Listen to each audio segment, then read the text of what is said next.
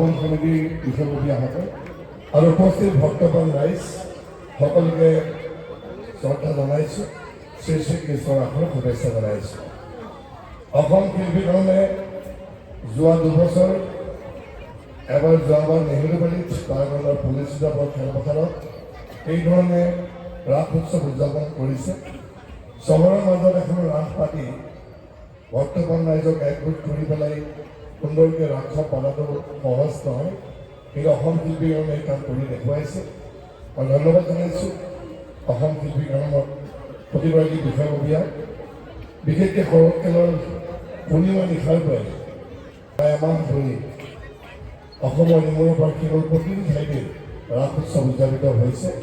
উদ্দেশ্য এটাই যে ৰাসৰ যোগেদি সকলোৰে মাজত সম্প্ৰীতি, সকলোৰে মাজত যিটো আপোন ভাৱটো গঢ় লৈ উঠা। তাই গুৰুজনাই সেইকাৰণে কৈছিলে শৰৎ কালি ৰাতি অতি বিতুপন ৰাস ক্ৰিয়া কৰিছে কৃষ্ণ ভৈৰৱ। আৰু সেই সুন্দৰ নিৰ্দেশনা খেলি গোপালৰ যোগেদি সুন্দৰকৈ উপস্থাপিত হৈছে। অলপ পিছতে খেলি গোপালৰ সুন্দৰ প্ৰদৰ্শিত হ'ব। সকলোকে মই উপভোগ কৰিবলৈ আহ্বান জনাইছোঁ। পুনৰবাৰ উদ্যোক্তাসকলক সকলোকে ধন্যবাদ জনাইছোঁ। এইধৰণৰ অনুষ্ঠান কেন্দ্ৰীয়ভাৱে নগাঁও নেহেৰুবাৰীত ইয়াত প্ৰতিষ্ঠিত কৰাৰ বাবে পুনৰবাৰ সকলোকে ধন্যবাদ।